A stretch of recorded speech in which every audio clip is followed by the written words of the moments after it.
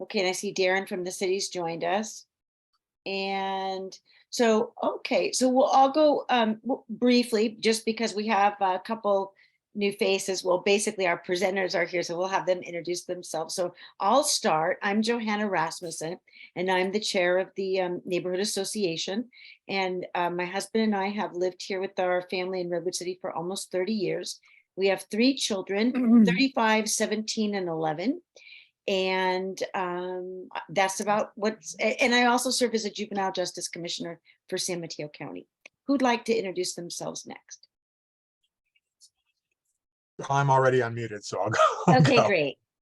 I'm Alan Sarver. I'm on the school board for the Sequoia Union High School District. I've been on the board for 13 years.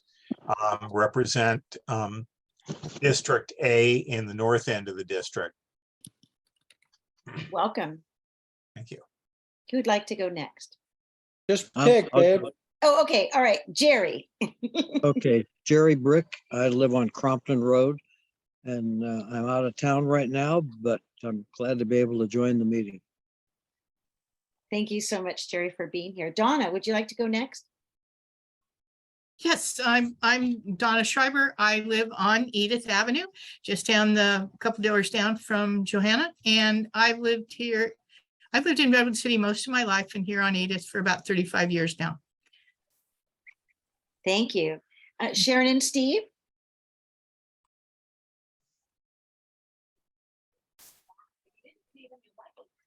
There we go, Sharon. You'd like to go next? All right, maybe we'll move over to Gail. I know that there's some issues with the signing on there. Gail, would you like to go next? Sure. I'm on Highland, and it's almost 30 years. Well, we got like the 30-year club here tonight, huh? Okay. All right. I see Leslie is joining us. Oh, and Gerd. So this is a good group. Okay. So who is next on my screen from the neighborhood? Chris, do you want to go?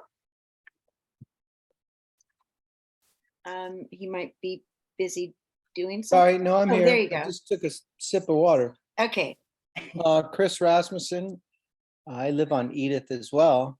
I know a couple of you guys. I am a retired police officer from Redwood City here, and now I serve as the chair-elect for the San Mateo County Behavioral Health Commission. Thank you, Chris. All right. And Leslie, would you like to go next?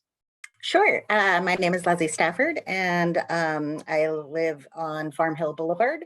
My husband got pulled away by the football game.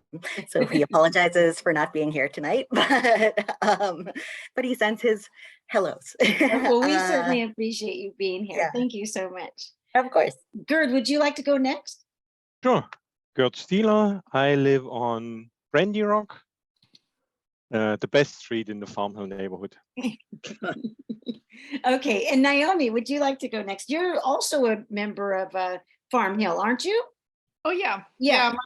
My husband and I have lived on Glenwood Avenue right next to Garrett Park for 25 years, and we raised our 3 kids in this house and in this neighborhood, and yeah, been pretty involved in the community, used to work for the school district. Well, thank you for being here on short notice and being willing to present on this issue. Sure. We appreciate it. Alyssa, would you like to go next? Absolutely. Good evening, everybody. Elisa McAvoy. I have lived in the community. Actually, I'm in Emerald Hills, but over on the other side. I'm a little bit closer to Edgewood Road. So I'm not part of your association, but I do have a lot of affinity with Emerald Hills and coming down the hill. So I've been in the community for 25 years. We raised both our daughters through the Redwood City Elementary Schools and then Sequoia High School. And I've been on the school board the last 15 years. So it's really nice to see everybody. I'm so glad to be here. Thank you so much for being here. We certainly appreciate it. All right, so I'm going to ask Darren to introduce himself. Darren's with the city of Redwood City, and then I'm going to hand the floor over to Jonah. Darren. Thank you, Jonah. Just like she said, I'm Darren Aston with City of Redwood City. I work in the city manager's office as a communications analyst, and I'm mostly here to take notes and share feedback with the city manager's office. I do have to jump off early tonight, but it's great seeing everyone here. Thank you so much. We appreciate everything you do for us, Darren. All right, Jonah, you have the floor. All right. Well, thank you, Joanna. And thank you, everyone. It's great to meet you all. My name is Jonah Glenn. I'm the Senior Inspector in charge of permitting with the City of Redwood City. I've been with the city for about 5 years now in different capacities and just moved into the Senior Inspector role this past month. So I'm going to share my screen and let's see, host has disabled screen sharing. Would you be able to enable that, Johanna? Please. I think you should be Awesome. good. Yes, thank you. All right. All right, is everyone able to see that okay? It's coming through? Yes, we are. Thank you so much. Yes. Okay, great.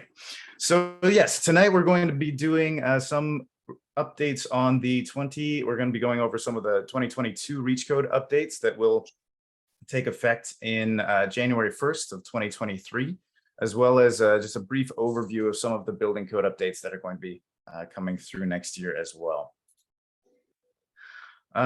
This year, 2022, California has put out building codes every 3 years. There's a new building code cycle to update for new technologies and developments in the building industry. And before January 1st, 2023, each local jurisdiction is required to provide their own updates to these codes, depending on their own local issues and standards. Here are some of the basic updates from the 2022 California codes, one of which is the construction requirements for mass timber and type 4 buildings are now included in the building code. You may be familiar with the new county building that's going up downtown near the courthouse and near the museum there. That is a type 4 building, and some of those definitions have now been included in the building code. The code has also expanded requirements for maintenance of accessible features governed by the Chapter 11B of the California Building Code. And Appendix AX for swimming pool protection is now mandatory for all jurisdictions for new and existing pools where there's major remodel. And this requires a pool cover and a minimum of 2 other safety devices such as door alarms, fences, gates, things like that.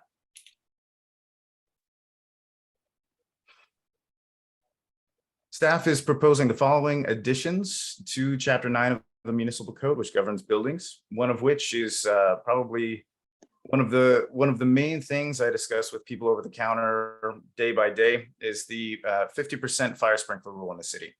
That is being removed from the building portion of the municipal code and added to the fire code portion to replace the Fire Safety First program, which was, not sure if you're familiar, but it was an older program started in 2015, which was attempting to get fire sprinklers into existing multifamily residences. That did not work out as well as we hoped. And so now we're trying to use the 50% rule to introduce fire sprinklers into those residences where there's major remodel over 50%. Some of the others that are coming through is an update for weekend work requests, an amendment to specify the maximum refund amount for permits canceled without any work done, a requirement for site surveys for new buildings, including ADUs and additions within 4 feet of the property line, and a requirement for geotechnical soils reports for new structures and any additions greater than or equal to 500 square feet. With that, we'll get into reach codes. This slide is just to give you a little bit of background for the reach codes, what their purpose is. Reach codes are meant to reduce greenhouse gas emissions. They're targeted at mainly new buildings, trying to keep the main production of greenhouse gases out of new buildings. All electric reach codes, with exceptions, were adopted in Redwood City in September of 2020, and they went into effect December 9th of 2020. The ordinance requires electrification for all new construction projects, not renovations, but any new buildings must be fueled by electricity rather than natural gas. And the ordinance also increases electric vehicle charging requirements, which is something very important to the city and also very important to the state of California.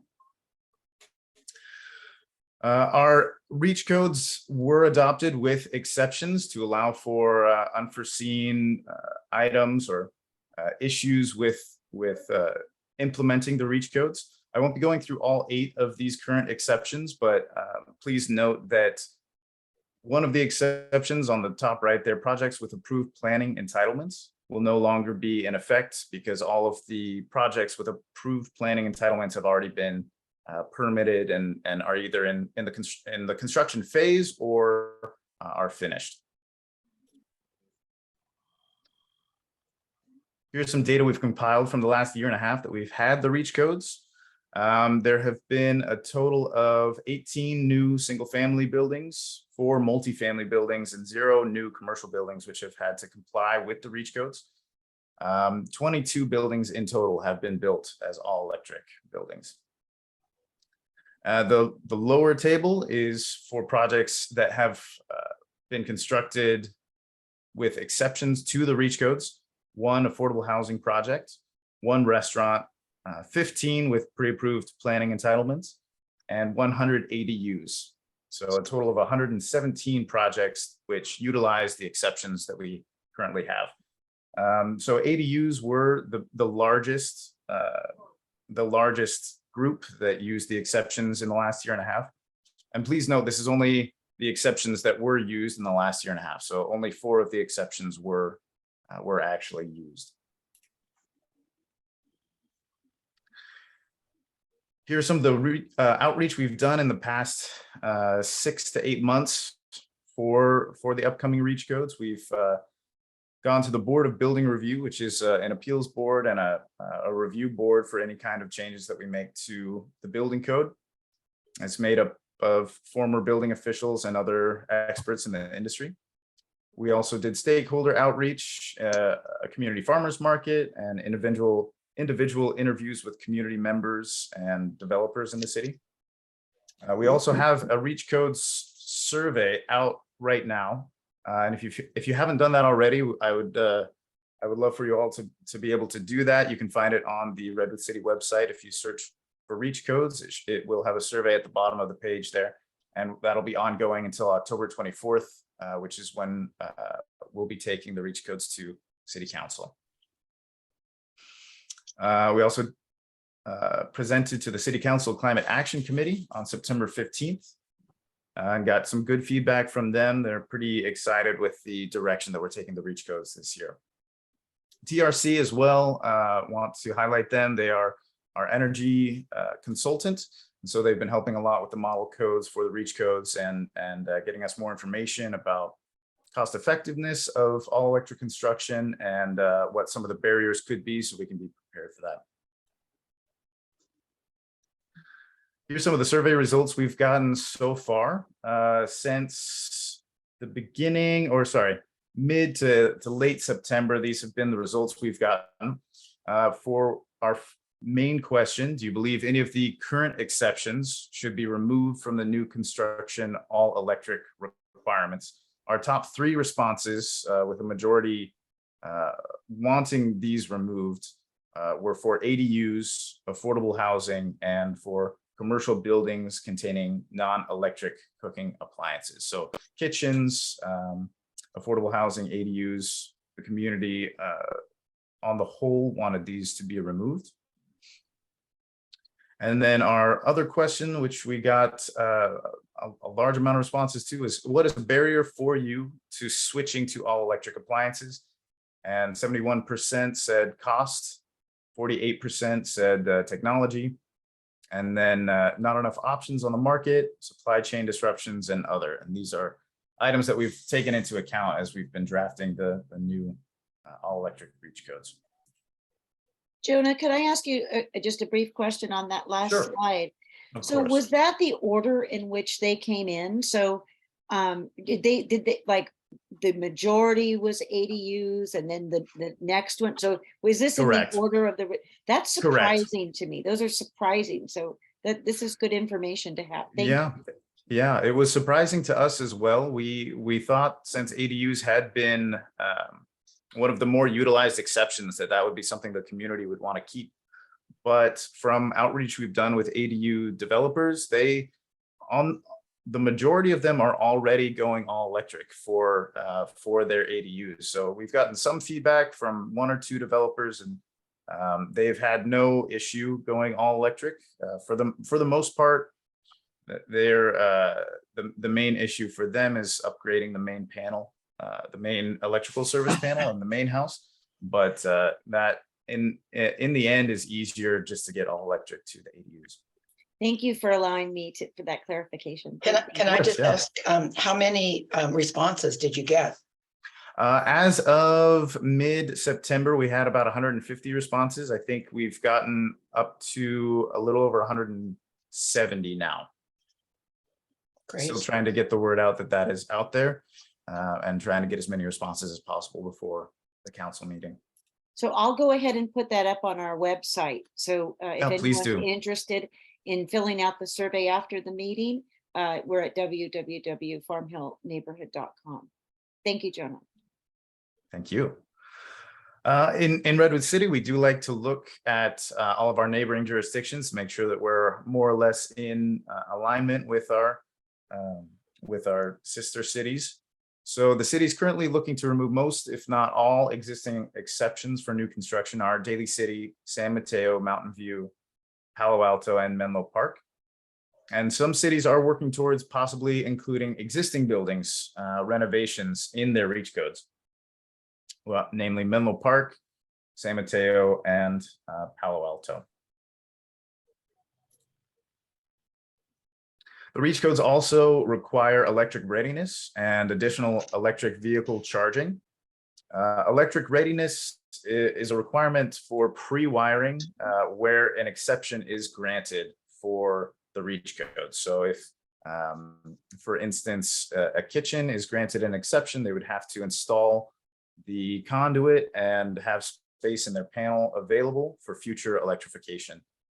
This, according to TRC and other studies, this provides a much cheaper pathway to electrification in future instances where natural gas is no longer wanted.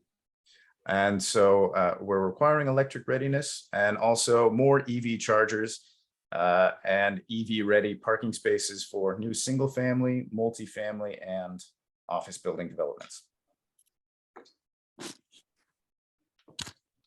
The current city staff recommendations, and please note these recommendations are not final and could change due to community feedback before we bring them to city council. But the current recommendations is to remove all exceptions other than technical infeasibility, which requires the applicant to prove that a building cannot be constructed as all electric and give reason why.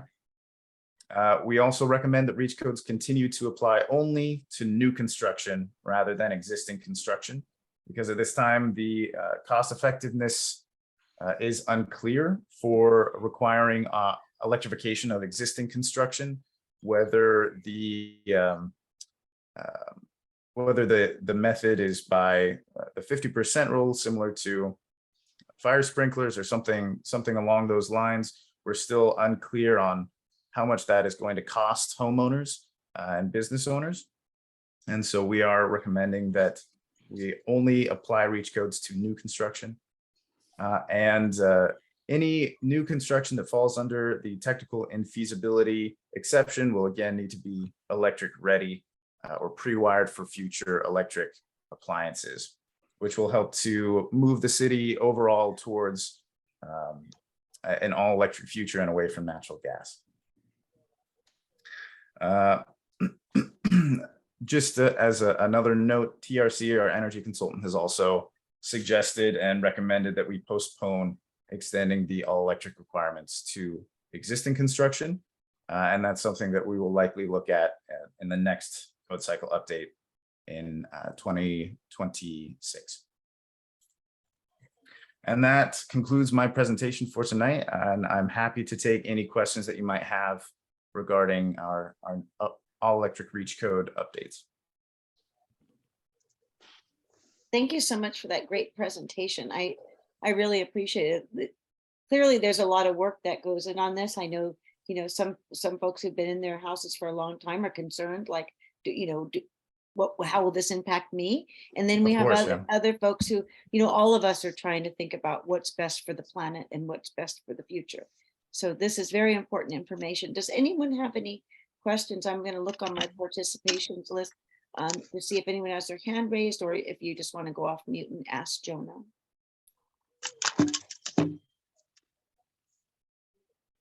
I had one question about the electrification, even when the unit is piped in for gas. Yeah. When you do mean that all the wiring has to be in and except for stub outs for the appliances, that means new panels and everything all ready for electrification? Yes, but again, this is going to be for new construction only. So the panel will just need to be sized a little larger than intended. And they may just need to provide one extra sub panel or something like that in the area of work to provide the electricity for that appliance.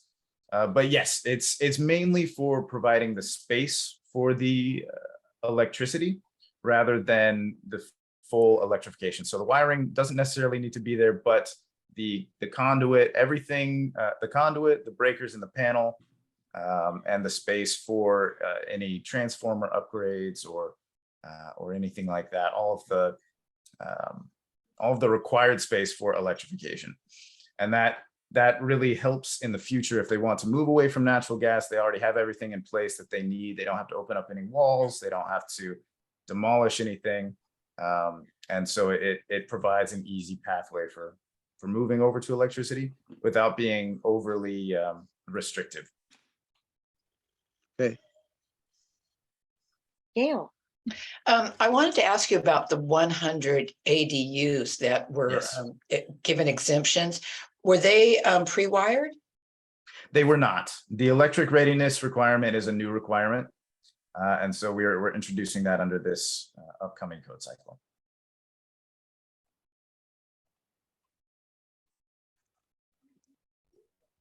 Okay, well, thank you so much for joining us, Jonah. I mean, look at our time. We couldn't be any more perfect on time.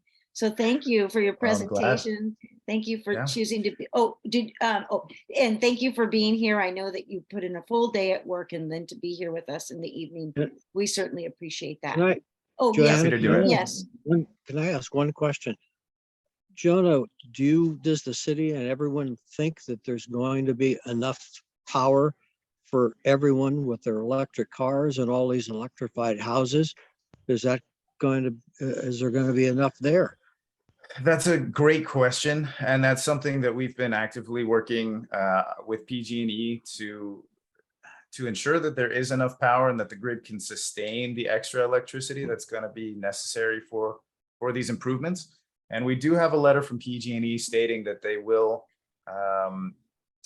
have enough electricity and that the grid will sustain the REACH code requirements. So we're working directly with PG&E to make sure that moves forward without any issue. But obviously with rolling blackouts and the different issues that we've had in the city, it's very important that we do that right, and we don't have fully electric buildings going dark on residents. So that is something that we're considering, and we're being very careful to make sure that everybody has enough power. Well, we certainly appreciate those efforts. Thank you so much. Okay, our next issue on the agenda has to do with our upcoming election. So before Darren signs off, Darren, would you like to make your announcement regarding write-in candidacy, or would you like me to do that? I'll let you go ahead and do it. Okay, great.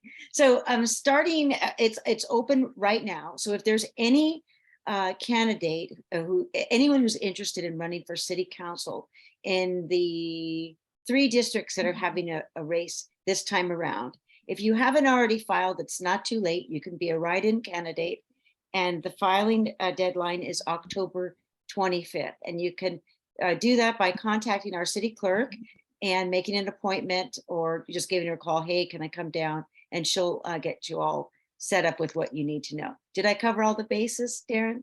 You did. Thank All you. right, well, thank you for being here tonight. I know you're going to sign off now. Have a good evening. Thank you so much. Thank you. See you. Bye-bye. So for clarification, the reason why Darren's signing off is because Farm Hill Neighborhood Association, we are completely independent of the city. Some neighborhood associations, they mingle city money, they take grant money, they use facilities, they use the Zoom account. We are totally independent. And so whenever it comes to elections, the city has to bow out of our meeting because it would interfere, you know, with their time could be maybe their time is allocated by a grant. So that Darren did not have anything else going. It's just because we choose to be independent. And so he has to bow out for the night. So I do not see Rich here yet, but I did see Alan. Alan, did you and Rich talk to one another to see about who was going to present tonight? Yes, nobody on Measure W was aware of this meeting until we heard about it through the grapevine yesterday. Everybody involved in the committee, including myself, is already booked for this evening. So I was the one that was made available. Oh, well, thank you. So we had actually scheduled this at our previous meeting, but it was canceled. So I apologize. Right, and for Rich that. got So- no update about anything being rescheduled. Oh, all right. Well, I'll talk to So him. we're adapting. Well, I appreciate you being here. Yeah. All right, let me make you the co-host. And all right, there you go. Thank you so much. So I don't have any materials that I'm going to be showing. Okay, no worries. But I can talk to you a bit about Measure W. This is a bond measure for the Sequoia Union High School District. Sequoia Union High School District extends from Belmont and Redwood Shores down to Menlo Park, from the Bay out to Portola Valley and Woodside. We have our 4 large high schools of Sequoia, Woodside, Menlo Atherton, and Carlmont, and our 3 smaller schools of Redwood, the Tide Academy, and the East Palo Alto Academy. And this bond is for $14 per $100,000 of assessed value. And assessed value is what you have been paying taxes on, not the current market value of a home.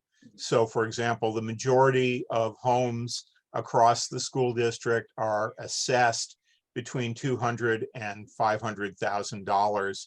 And so they would be paying between $28 and $70 per year. So by comparison, on a new $2 million house, if the Fed raises interest rates by a percentage point, they will be paying $20,000 a year more in interest. And our bond would be looking for $28 to $70 per year. So what is it for? We have conducted an extensive facilities master planning update, which was a combination of input from district leadership about overarching needs, with stakeholder groups assembled for each of our high schools. So the high schools themselves got together with administrators, with faculty, with staff, with parents, other community members, students, local businesses, and looked over what the schools needed. And in the majority cases, what we were looking at was pretty much 6 things that came up across all of the districts, or all of the schools.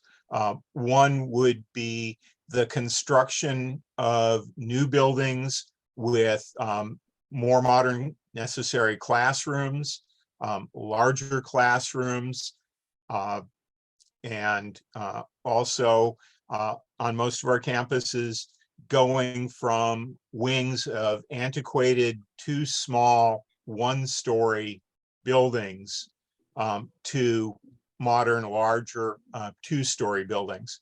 So basically, we don't have room to expand horizontally across our campuses, but taking advantage of room to go vertically to bring modern facilities to the students. Second thing, typically each campus was looking for athletic field updates, whether it be updated bleachers or new turf for baseball fields or things like that. There is additional, more modular, flexible classroom furniture for all of the campuses that everyone came to. Renovation of existing classrooms, so places where we would not be needing to knock down old classrooms, but modernization is updated. And improvements to traffic flow and accessibility, ADA, across the campuses. And then finally, really the large item that is common everywhere across the district is campus-wide heating and cooling updates. We both have antiquated systems that can be replaced by much more efficient and sustainable heat pumps and modern heating and cooling, but also very clearly, and we saw clear examples of this within the past month or so, there are greater and greater occurrences of record heat waves occurring early and late in our school years. Although many of our classrooms have received upgraded, updated air conditioning over the past years, far from all of our classes, the majority do not yet have air conditioning in them. We received from many of our teachers pictures of their classroom thermostat at or above 90 degrees during the school days of that heat wave. We had a handful of students in physical distress, some passing out, but fundamentally, the educational environment was not conducive to learning for our students, nor for our faculty and staff there. As we go forward, our schools can't be a place that we need to consider shutting down because of excessive heat.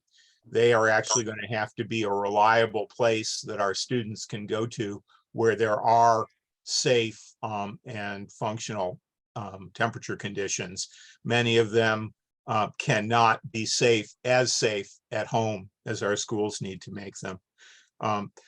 In order to do those upgrades in particular, all of our campuses, most of which were built in the 50s and 60s, although Sequoia is more than 100 years old, all of those campuses are at the limits of their electrical panel capacities, and they need substantial electrical upgrades.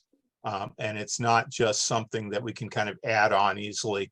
This is fundamental infrastructure work. So all of those things were the contributors to come up with the project list for the bond. As is usually the case, the overall project list identified in the facilities master planning is substantially greater than what you can actually go for in the bond. So we had to look at the availability of our bonding capacity and the level of support and conditions in the community. We are able to, or we are legally entitled to go for up to $29 per 100,000 in our bond request. We actively investigated the range between $14 and $19 per 100,000, and we chose the bottom end of that, the $14, recognizing that this is an important time to minimize impact on our community and make it be as low pain as possible to generate all of these urgent needs for our students. Even with that, the Sequoia Union High School District tax burden on the community members is in the mid-range among all of the 8 K through 8 feeder districts that come into Sequoia. So for example, Belmont, Redwood Shores, Los Lomitos, Portola Valley are all taking more than Sequoia would even with the addition of this bond. The other 5 are slightly below our accumulated total.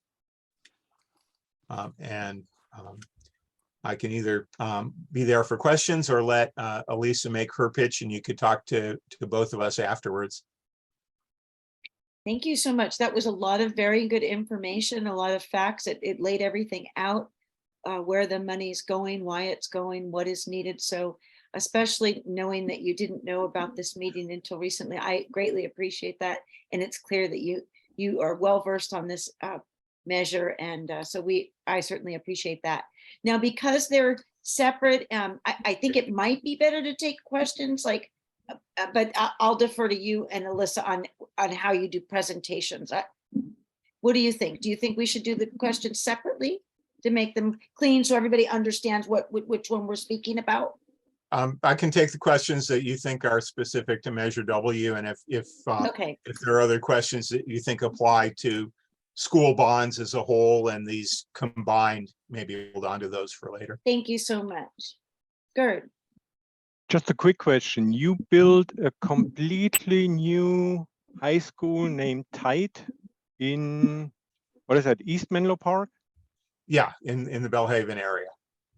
Does that school have an attendance zone, or is that a magnet high school? It is a magnet high school, so it's across the entire. Okay. district. Yeah. So then the question is, why would you invest into a school that has no attendance zone, but then not upgrade the AC for our children first? I mean, a magnet school is a luxury. You should pay for the necessities first. If air conditioning is important, which I think we can agree it is, that should come first, and then you would install sports field or install create a magnet high school. That's So all right. to address that, the previous bond, Measure A, was passed in 2014, and it was driven by demographic studies that indicated approximately a 20% student enrollment growth over the coming decade at that time, in addition to the 20% that we had seen in the previous 2 decades. And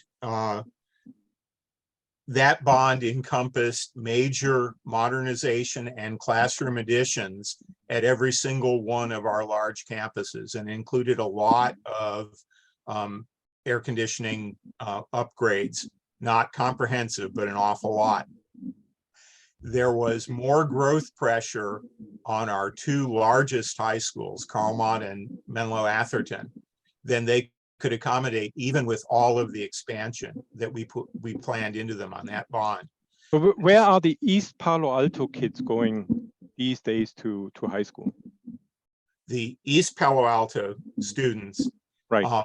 are now within the attendance boundary entirely of Menlo Atherton High School. But they can also attend, and are they attending Tide, which is closer to them? Yes, right. right. So they are not turned away. There is no.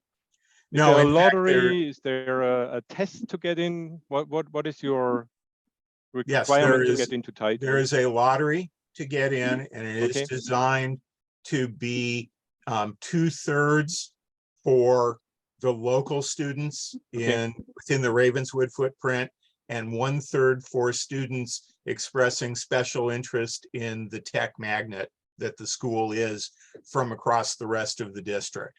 All right, that sounds. So yeah, Thank you very much. we did try to indeed think of those issues that you raised. Right. Thank you. Thank you for that. All right, Chris. Now, Chris will be presenting a little bit later. So Chris, go ahead. I'm sorry, I had a question. Oh, I apologize. So the air conditioning, is that including filters that like were recommended during COVID? And do you have space on the campuses for general public cooling centers? So I have to apologize. I hope everyone can hear me. I have some connectivity issues and I didn't catch all of that. Actually, Alan, I can maybe help answer that question. I don't know specific for Sequoia Union High School District, but I think that's an excellent point, Gail. Hadn't actually thought of that, but as we get hotter and hotter days, I think those sorts of things are going to be even more important. And keep in mind that all of your school sites are considered emergency places. So if we have a big emergency, people will be coming to schools. And that's one of the reasons why the bond measures do include things like emergency backups, generators. We're looking at now solar emergency backups because we're getting more and more power outages. And certainly, if there is a big emergency and the schools are needed, and part of that is a cooling system, that would be offered. And I'm even thinking that even if it wasn't your classic emergency, where it's like an earthquake or something like that, I could easily see where after hours, if it was really hot, we could make things like the multiple use buildings, the gyms, that sort of thing available. So I think that's a really good point. It's something that, certainly we'll need to be talking about as a county. So thank you for that question. The other thing was about filters, like around COVID. Is that included in the air conditioning? So, there was a lot of direct investment of that COVID funding into the filtration system. So there was a lot of updating that was done with that. And we have not been operating any classrooms that are not up to the air exchange standards of the COVID mandates and things. But the actual air conditioning is another layer on top of that. Yeah, and one of the things, I'll just add, because I imagine it's similar to Sequoia, because I've asked that very question of our facilities folks. And in part because we're having more of these really smoky days and air polluted days. And I want to make sure our kids and our staff are breathing in clean air. It is one of the issues that we have to be careful of, because currently some of our cooling systems rely on, really flushing that air. And if the air is not clean outside, then we need to make sure we have good filters.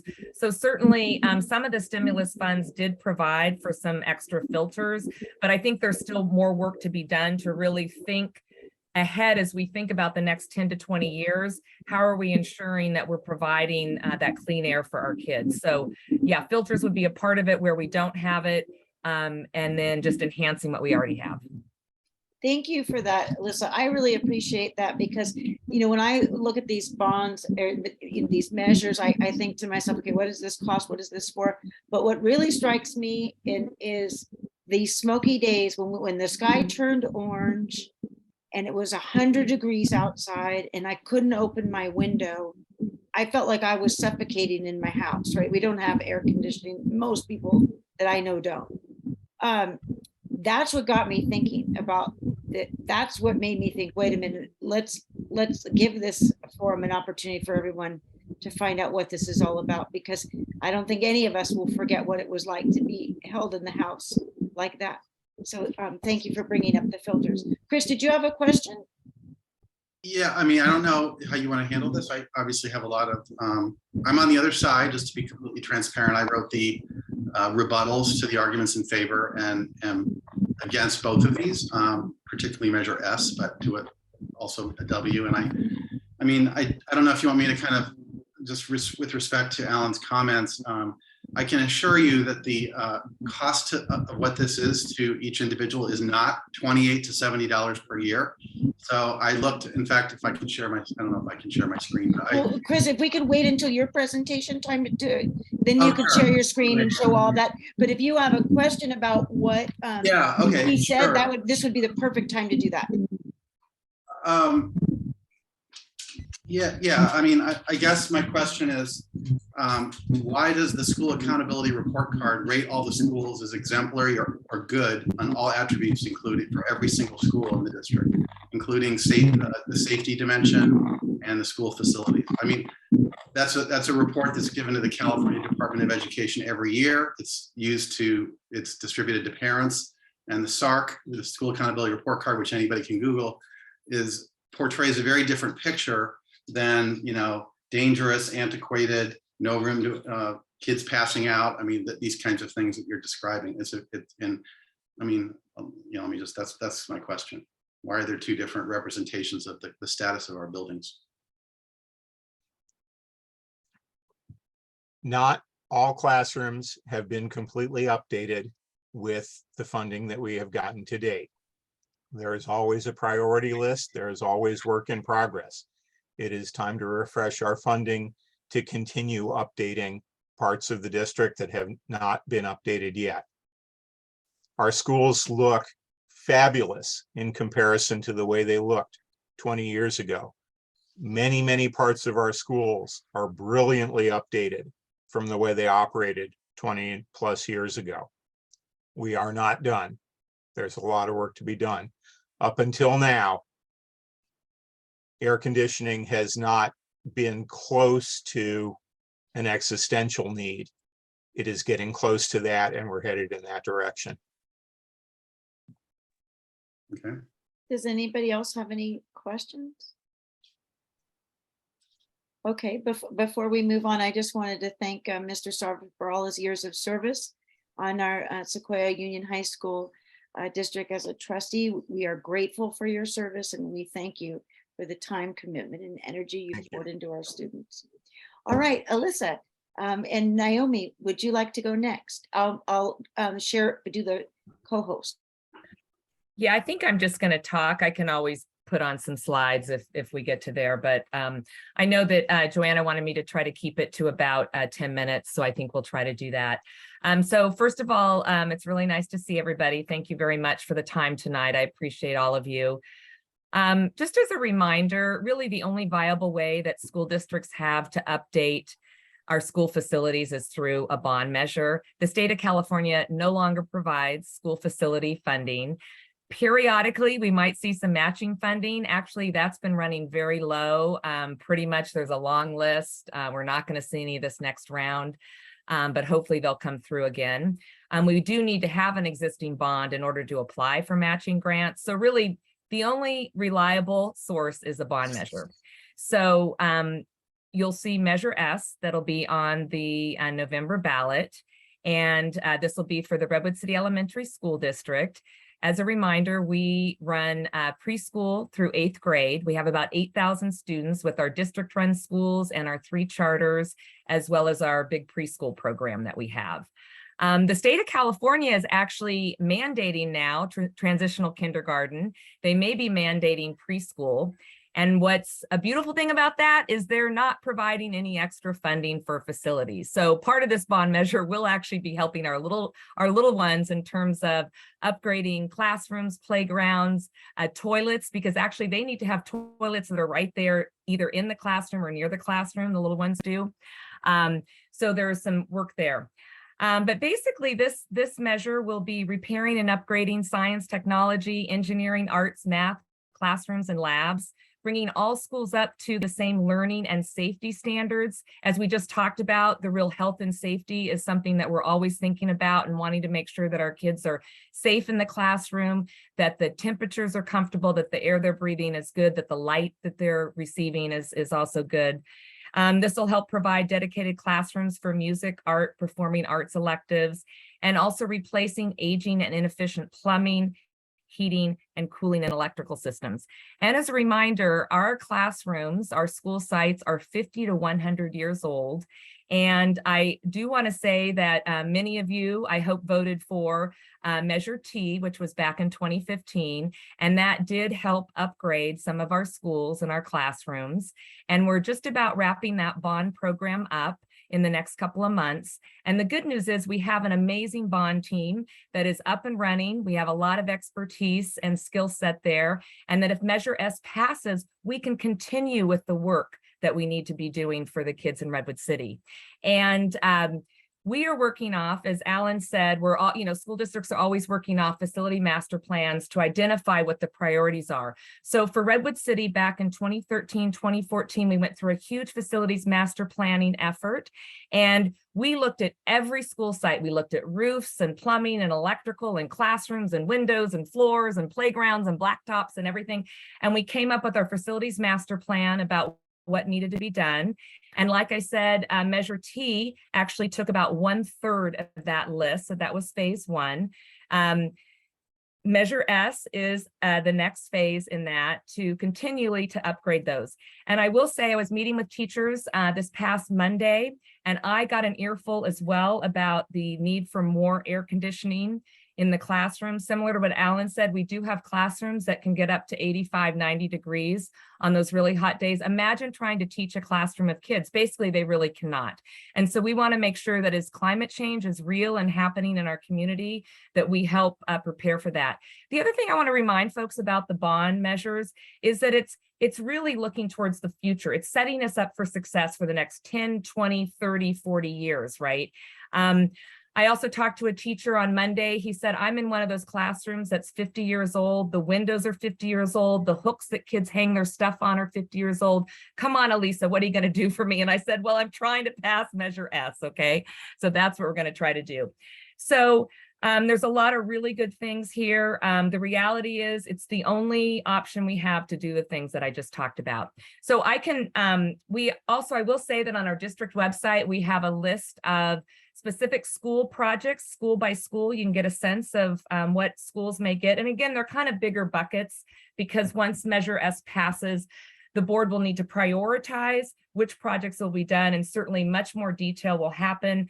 What we did for Measure T that would absolutely do for Measure S is we would go around to the different school sites, share the plans with parents, community members, whoever want to give input, so we make sure that we're really providing the best for our students. And Naomi, would you like to say a few words as to why you're working on this campaign? Yeah, thanks, Elisa. For me, my kids, we have 3 adult kids. None of them live in Redwood City. We have a grandson. He lives in Portland, Oregon. So, I don't, in one sense, I don't have skin in the game.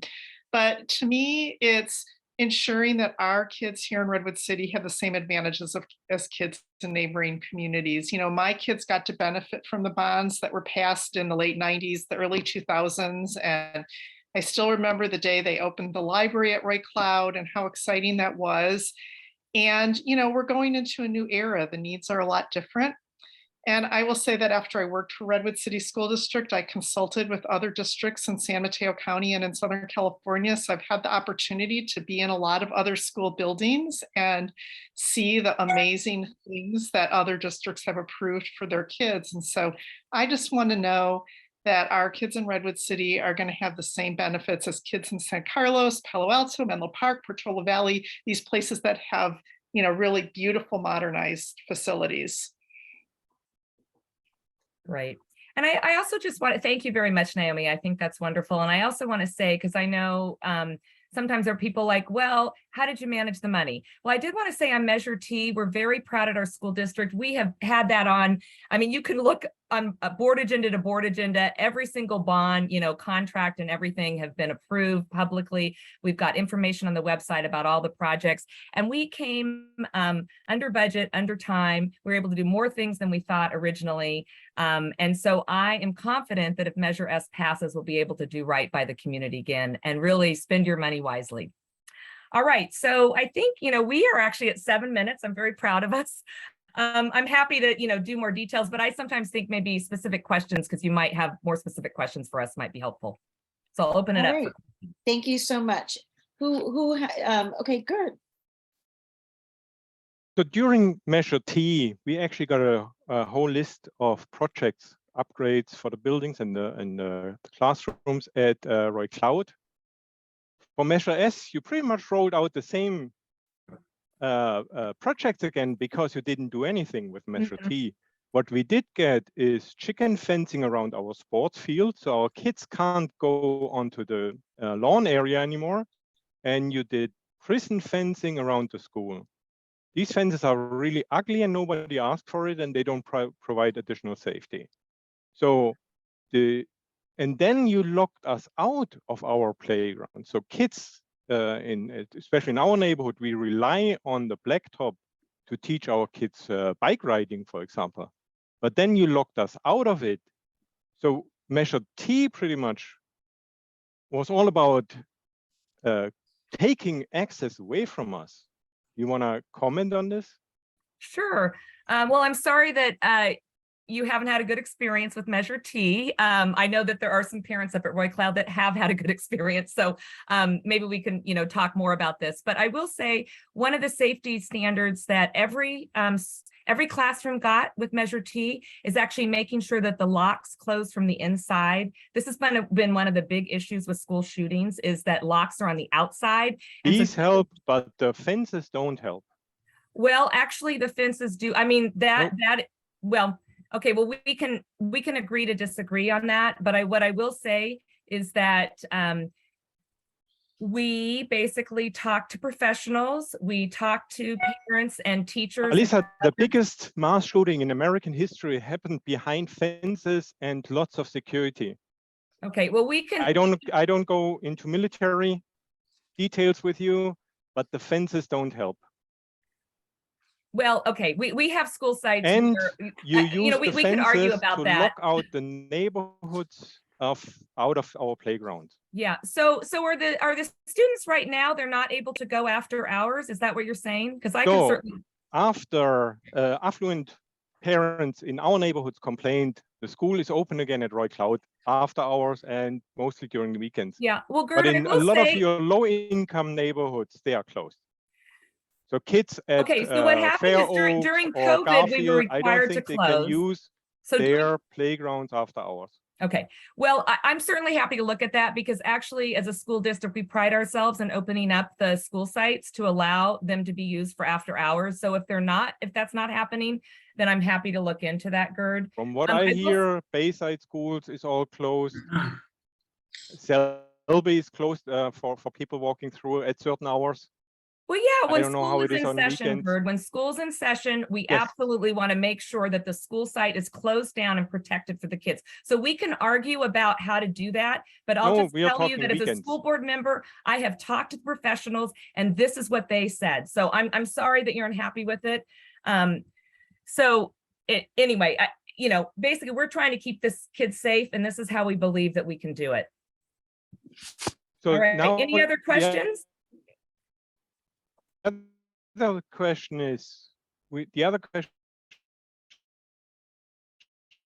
is, now from an enrollment standpoint, how many kids are now in the RCSD? I'm sorry, Gerd, you were cracking up a little bit. Could you say the So how many question kids are again? now in our school district? Yeah, so we have about 8,000 students that the Redwood City School District is in our enrollment boundary. So there's about, I think it's 12 to 1,300 in our 3 charter schools. We've got about 400 in preschools, and then 6,400 in TK through 8th grade. I may have the numbers a little off, but I could get that to you specifically. Looking at Don Diaz numbers, it looks like all your kids would fit into 7 to 9 schools, but you're in buildings currently. I'm sorry, Gerd, your internet is very A real unstable. estate and So, let me try something. Okay.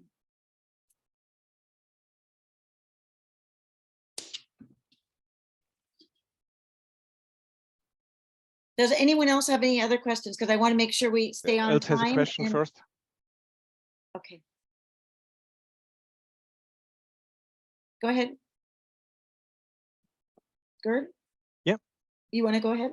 Did you have another question? So currently all kids would fit into 9 schools, but you have 17 buildings. That's a lot. So we have 12 district run schools, and actually they have between 300 and 800 students on the school site. We're actually adding transitional traditional kindergarten. That's going to be a new requirement. So we'll be adding students there. The direction has been we may be adding more preschool. There may be universal preschool. So it's not just for planning for the now, Gert, it's for planning No, for the future. But I actually, I yeah, and asked Ellen how many schools have no attendance zone about tight. So you have 4 or 5 or 5 schools without attendance zone. These are Right. super expensive. And if you get rid of those, you could upgrade the other buildings easily. Yeah, and I know you and I have had this long discussion for years about the type of schools you think we ought to have and that this is your idea. But the reality is, you know, we have a lot of community members and a lot of parents that are very supportive of our Schools of Choice program. That's the program the district has had for more than 20 years. As you know, we've got Mandarin immersion, Spanish immersion, we've got a gifted Yeah, and but talented, that's we've all got a whole bunch of, expensive. right. So yes, I mean, So you can't ask for money and it's if no, you it's run no more expensive expensive schools to all the run, time. Gert. Again, we've had this conversation. I'm sorry that you believe that, but I just, you know, we John can Baker disagree in on this. June, John Baker explained exactly what he did wrong the last 25 years. And he explained it in large details. And you're still doing the same stuff wrong. And it's the schools without attendance zone. Ellen explained it directly. 2/3 of the kids in his school come from East Palo Alto, and then he fills it up with affluent kids from other neighborhood schools. That's the way you do a magnet program. What you do, you put a North Star into a neighborhood, and nobody in the neighborhood can go attend this school. You're blocking people out of their neighborhood schools. Thank you, Gerd. I'm sorry, I have to, if we're gonna cut in Yes, to yes. Chris's time, and I just want to be fair to everyone. So I appreciate, if there's no more questions, I very much appreciate Alyssa and Naomi for being here to present. It's Measure S on the ballot, and I believe the ballots will be coming out next week. I believe they'll be out. Okay. All right. So next up on the agenda is Chris Robel will be speaking. He wrote the opposition for both of these measures. Thank you. How much time are you allotting me? I can give you 10 minutes. Is that okay? Okay, we'll go here quickly. Okay, so yeah, my name is Chris Robel, and I live obviously in Farm Hill. And first of all, I am I'm a retired CFO and pretty familiar, and I'm working almost full time on this project. I'm working on what I believe is to help kids and to help teachers and not pass these bond measures. I truly believe that, and I will tell you why. Fundamentally, I think bond measures are a really bad structure. Bonds are for buildings, right? And parcel taxes are for teachers and academic programs. Bonds cannot be used for teachers or academic programs, period. A bond is like a mortgage. And right now you probably wouldn't want to take out a mortgage. The rates are approaching 7%. The bonds are going to be very expensive. I will bet anybody dinner, they'll be more expensive than what was discussed, right? So first of all, the Sequoia one, they're saying is $14 for every 100,000 of assessed value. And the Redwood City one says $24 for every 100,000 of assessed value. So it's $38 total for both bonds. So if you have $1 million house, assessed value, it's $380. If you have a $2 million house, it's $720, et cetera. It's per year for 30 to 40 years. So, but I can tell you it's going to be more than that, because like I said, I will bet you it's going to be more than $38 for each of every 100,000, because they're going to float these bonds at much higher rates, and they statutorily can go up to $60 without the blink of an eye or any approval. And if you read the bond measure, the resolution, you will in detail, not the ballot label question, which is very misleading. You will see that they have an unlimited taxing authority.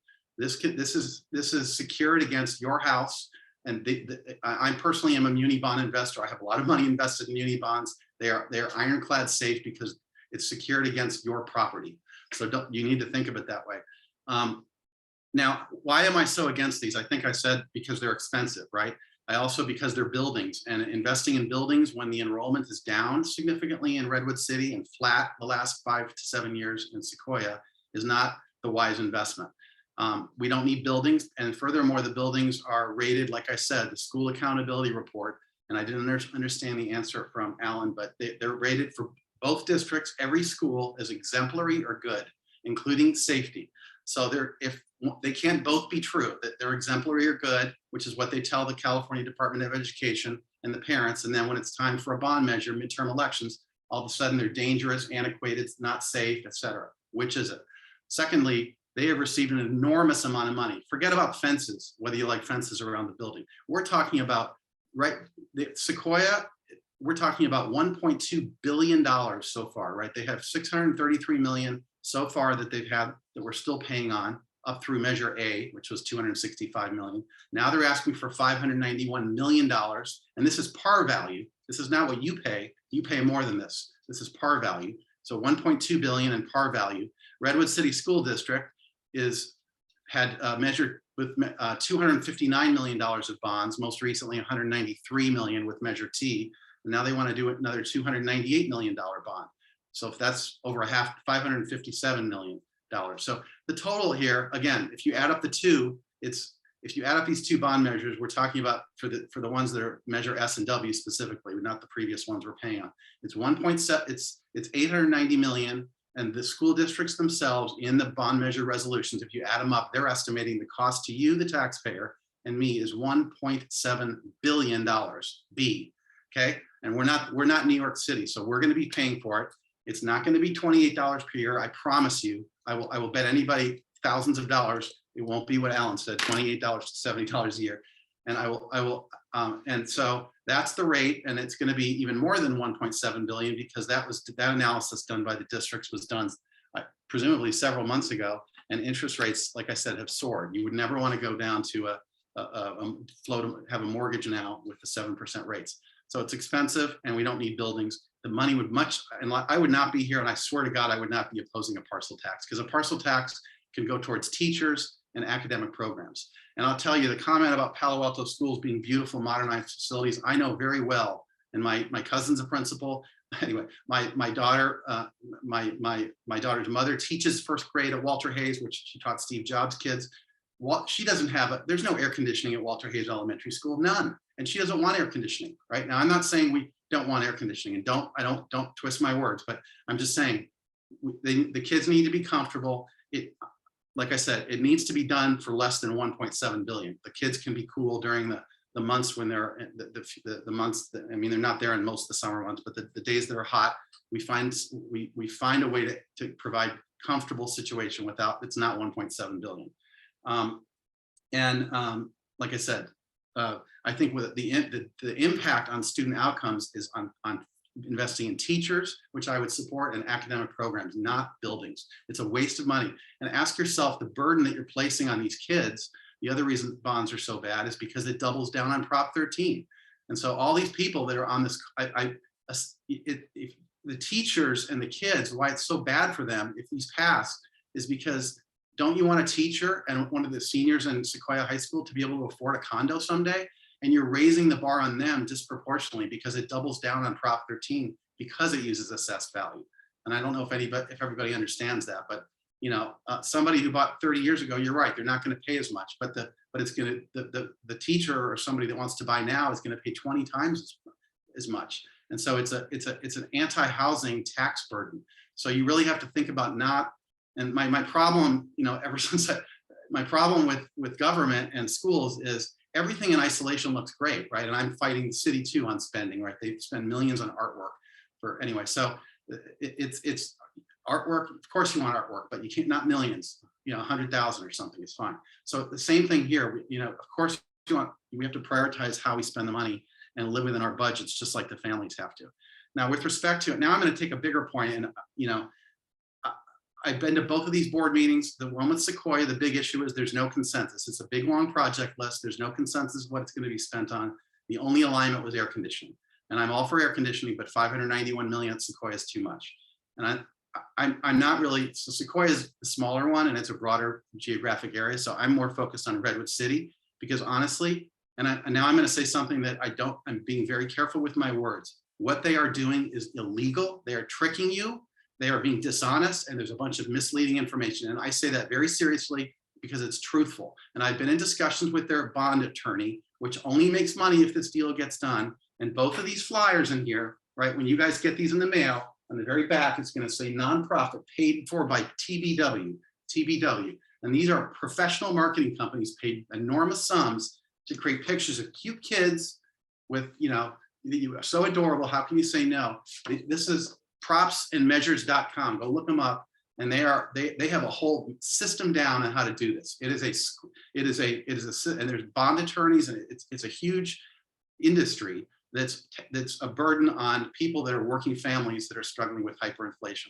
And Redwood City School District, I'm telling you, they had a misleading ballot question that they wouldn't change. I brought this up 2 days before. I mean, I can go into a whole soliloquy about the dishonest behavior at Redwood City School District. Sequoia is not this. They're not doing anything. You know, they can't. The big issue here, I'll say, is the ballot question is illegal. That Redwood City School District is doing with, it's misleading, I should say, because it says they can't be used for administrator salaries. But and I told them before they submitted that, you need to say it can't be used for teachers or academic programs either. And they agree it can't. And they said, oh yeah, but it's in the bond measure language, which is a big long resolution. It's like legalese that nobody reads, but they're leaving the misleading 75-word ballot question. That was my first tip off. Then I keep digging. And now what they're doing is they're using their website, rcsdk8.net. Go look it up.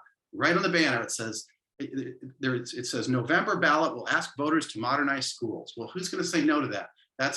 They are urging voter support, and everything on the district funded website paid for by taxpayers is exactly the same arguments that they use for the arguments in favor when they submitted to the county. And by definition, that's advocacy. The only thing they don't say is vote for yes, or sorry, vote yes on S. So, which is of course express advocacy, but that's not the bar. So they're using our money for campaigning, right? Then, I mean, I can keep going on the illegal activities. They never, notice how Alyssa said this is the next phase. We always intended to do phase 2. Well, you know what? There's also a phase 3 that's buried in a board report from January of last year. Did they ever tell you that? No. So this is both Sequoia and Redwood City are going to come back. Even if these pass, they're going to come back again for another one. Do I have kids in the district? Yes, I have a daughter who's in college, and I would, like I said, I would support. I see the question in Q&A. So I am for kids. I'm going on record. I'll support a parcel tax because it's a good thing. This is not the project. Thank you, Chris. I think we're at time. Can we do some questions? Does anyone have questions for Chris? I mean, we're being the summary is you're being tricked and misled and taxed to a much higher degree. And it's you know the math. It's 38. They're saying it's $38 for every 100,000. So look at your assessed value and you can do the math. But it's gonna, I guarantee you, it'll be more than $38 because of the mortgage rates. So I'll stop. Thank you. Thank you so much for being here, Chris. Now we've had a really robust discussion. We've heard a lot of information, and it's important information. So I hope that this forum for the folks here tonight and the folks who will watch this on YouTube, I hope that this gives you some information, sparks some interest, makes you want to go and research things for yourself and make a decision on what you feel is best for you and your family and for our community. I want to thank Chris for being here. He is a volunteer. I want to thank Naomi for being here, and Alyssa for being here, and Alan for being here. I realize it's a Thursday night and you're here because you're all passionate about this issue, and we're grateful for that. And I just emailed my email. If anybody wants more information, because this is short, you can email me and I will share as much as you'd like about all the things I've learned. I'm full-time on this. Yeah, and I'll also put my email in there, and I'm happy to talk to anybody. I also wanted to invite any of you out to our schools. I'd be happy to show you some of the schools that have gotten some of the updates the last few years, and then some of the classrooms that are 50 to 60 to 7 years old, and what more we'd like to do with them. So I'd be happy to show you around if that would be helpful to you as you make your decision whether to vote yes or no. So thank you so much for your time tonight. Really, really appreciate it. And thank you, Joanna, for leading us through this difficult conversation. Clearly, we've got some opponents and proponents of some of the school district work. So appreciate it. And again, I'm always open to talking to you. Thank you. My email's out there as well. Thank you, Alan. I appreciate it very much. Okay, so we are kind of over time, and I understand if folks want to drop off who were here for that discussion. We've kept you over the anticipated time. So moving on into our agenda, I have some public safety updates that I wanted to share. The Redwood City Police Department has really done quite a bit as far as, let me see here. Is it okay if I stay and listen in? Just of course, you're I'm welcome. sort of a neighbor. Okay, Of thank you. course, we're happy Appreciate to it. have All you. right. I just didn't want to have anyone feel obligated to stay. If I need to drop off, I will, but I'd like to stay if I could. Okay, sure. So what I'm sharing here is they just launched the Community Wellness and Crisis Response Public Dashboard. I will put every link that's been in the chat as well as the links I'm about to show on the announcements on the website when I post the video. So I want everyone to know that this information is out here. Actually, the Board of Supervisors is going to be looking at some recommendations by the San Mateo County Behavioral Health Commission about making a county-wide program. So this information may be enlightening. We just have one person here in Redwood City, but they're doing quite a bit of work. And so this is where you can find out, okay, this big public safety budget, what's going into that? Why do we need a crisis response and what is that about? So that's where you can find the information. Also, they have different dashboards and visuals, police staffing, demographics, promotions, activity, arrests, and use of force. So this is quite a bit of information, and this is all things, in my opinion, that came after the murder of George Floyd. So the actions that many of us have done in the community, raising our voice, attending meetings, talking about what we think is important, has come through. This is a direct result of people caring about this information, wanting to know what's happening, and wanting to give input and see how we can make things better for everybody involved, right? For our residents, for our mentally ill, for our unhoused, for our police officers. So this information is here and available to everyone, and I will post the links in the chat. I also wanted to let you know that the Police Advisory Commission will be conducting their very first town hall meeting. It'll be on October 12th at 6 p.m.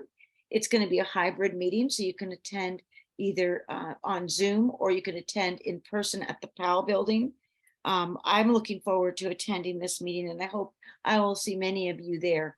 I really am interested to see what have they been working on and what their priorities are, because they represent us. There's one person from each district, and I believe there's some at-large members. So they're specifically chosen to share our views, with council. So it's important that we share our views with them so they can properly represent us. And okay, so that was the public safety update.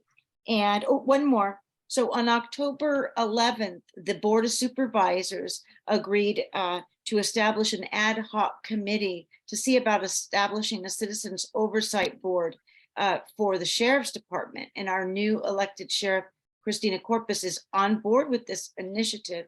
She's very much in support of transparency and being open with this. So Fixin San Mateo has been working. It's on our website. They've been actively working for almost 2 years now. So this was a major victory. We just want citizens to, a lot of times when people hear oversight, they think it's adversarial, but it's not always that way. Just like my work on the Juvenile Justice Commission, we're there to find out what works, what doesn't. How can we help our kids? That's all positive things. It's not necessarily adversarial. So I think this is in the same spirit. Like, until the community and law enforcement work together, right, in a true partnership, how really are we going to see the changes that are necessary in our community? Gerd. In one of our previous meetings, you were talking about the juvenile justice dashboard or something. Can you later push that link into the chat? I want to check out that dashboard. Absolutely. I will try and get that in here before the end of the meeting. So yeah, we do have a data dashboard. As some of you may have heard me say in the past, Redwood City is way overrepresented in our juvenile hall. I was there today. I believe our population was 16, and 90% of those kids come from Redwood City, countywide. Okay, more than East Palo Alto, more than San Mateo. We're not the largest city, but we have the most kids there. And that's a shame. So we're doing everything we can to try and look at what is causing that. Where does that originate? What are the issues? And so we do have that data dashboard. And I will do my best to multitask and get it in to the chat, Gert, before the end of the meeting. Does anybody else have any questions about the public safety update? Okay, next up is neighborhood news and announcements. Darren's not here, so I'm going to read his announcement. I didn't think it was fair to make him stay all this time just to give one announcement. So I told him I would read it for him.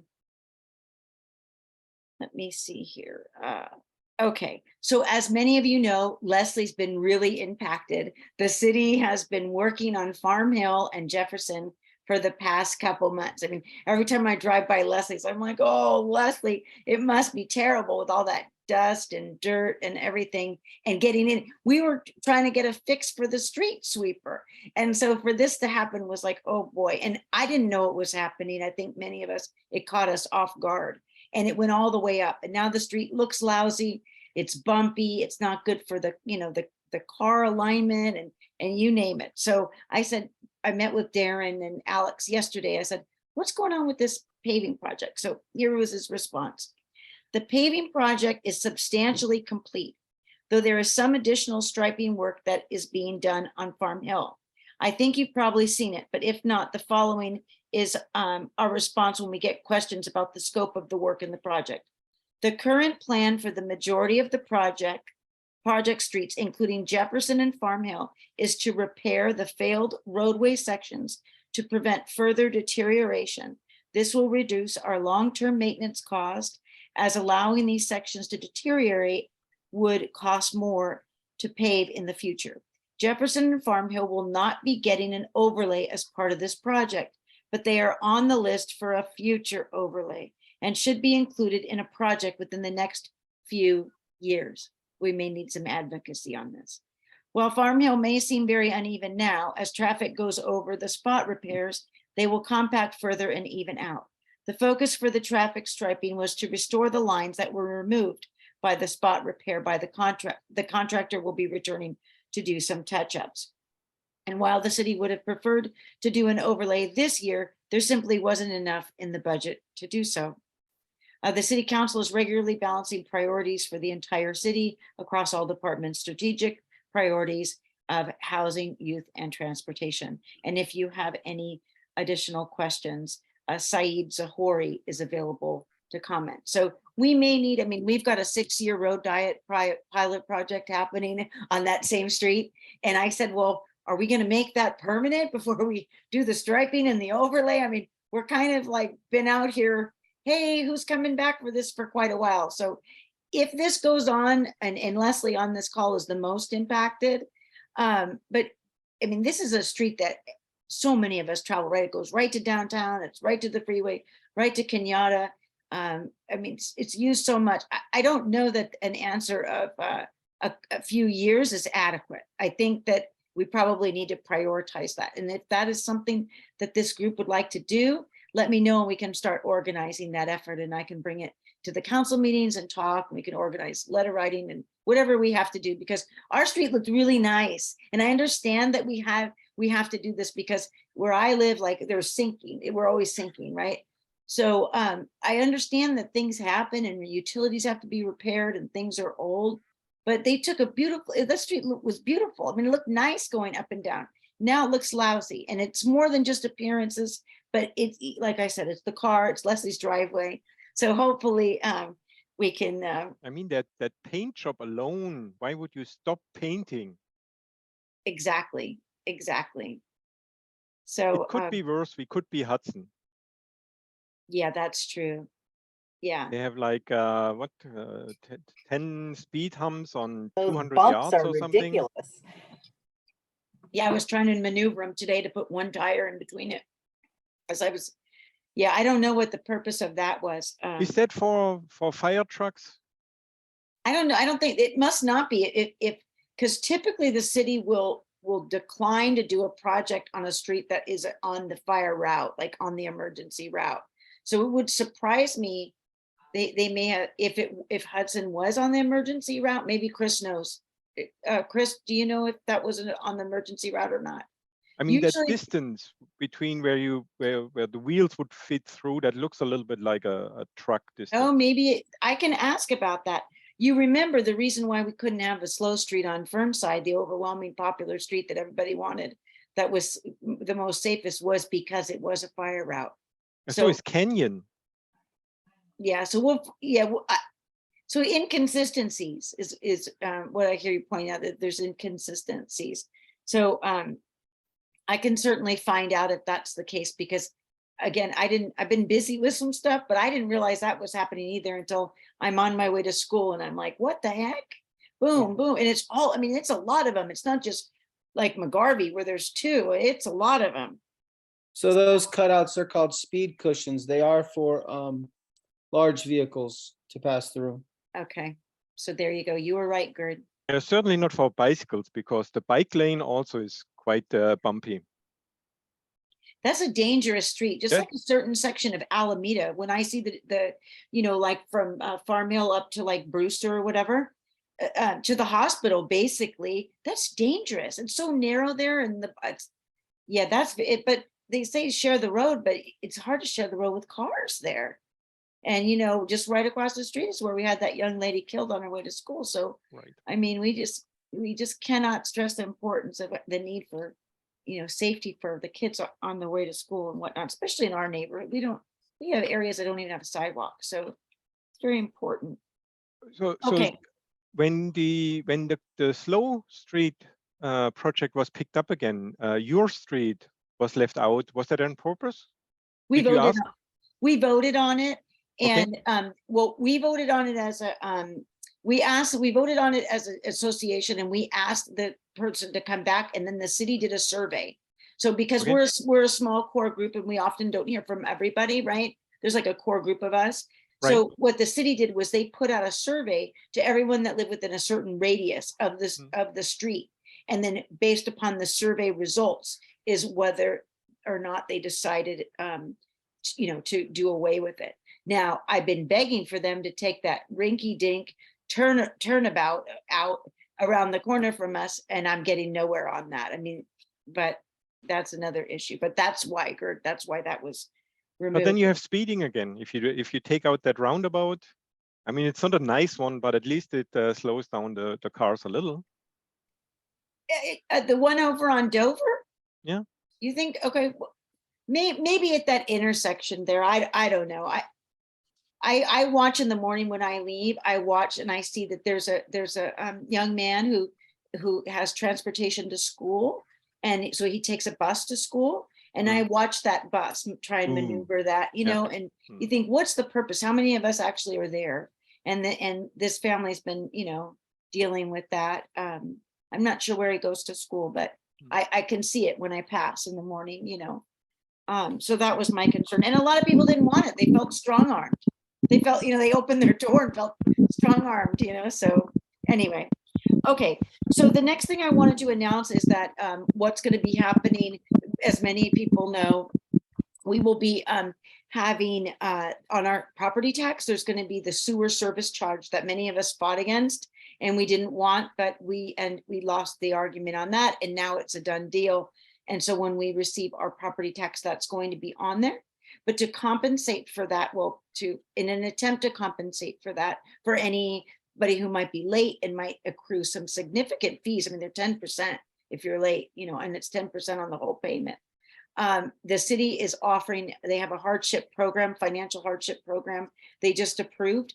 And so if that sounds like something you or somebody a neighbor, somebody that could benefit from that program, I believe it's close to $700 a one-time reimbursement. I think it's going to be a credit to your bill.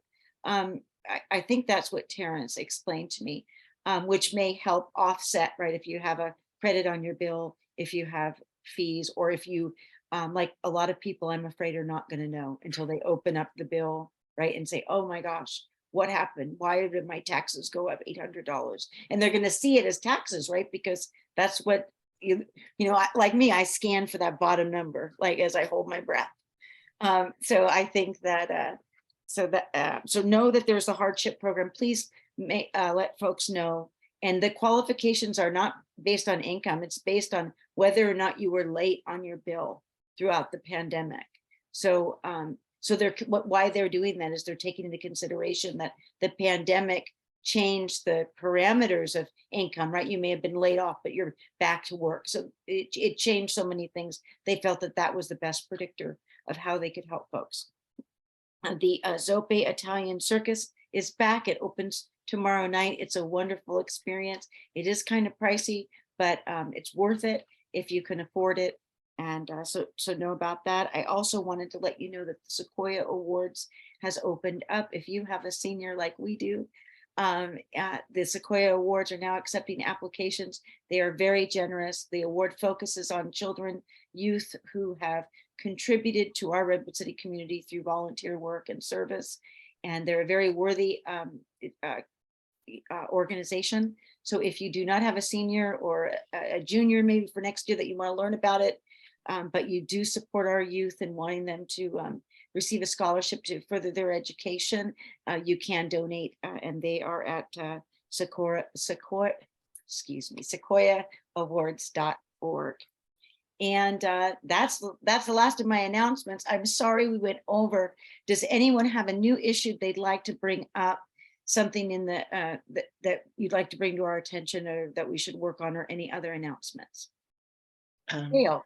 It's nothing new, but I wanted to tell Jerry about the power you're concerned about. Will we have enough electricity? So Peninsula Clean Energy has been really ramping up their supply, and there's going to be 3 pilot programs in Redwood City for microgrids, which is going to have local access then to electricity. So that's coming on. I think people are really planning ahead.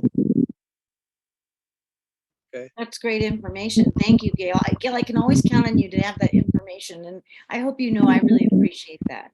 Chris, you had Yeah, something? so two quick things. I mean, as you guys know, I watch city council meetings and usually speak.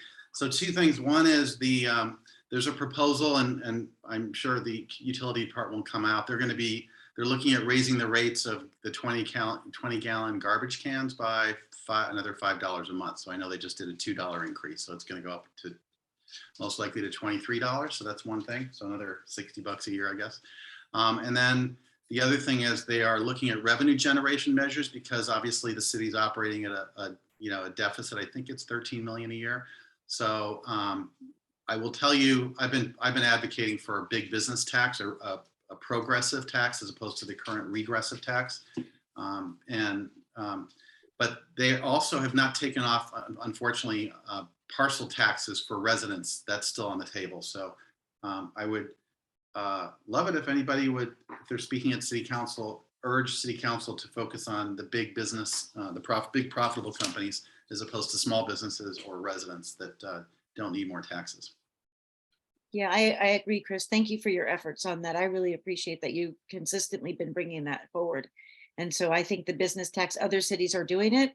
I think Yep. it makes sense. I mean, if we need to get things paid for, then let's look at who can afford to pay it, right? So I appreciate that advocacy work. All right, is anybody else have anything they'd like to share or announce? Any issues? All right, well, thank you so much for being here tonight. Our next meeting will be on December 7th. So I hope you'll all have a wonderful Thanksgiving. I'm thankful for all of my neighbors and for you being here tonight. All right, have a good evening. Thank you so much. Thanks, everybody. Bye. Bye-bye.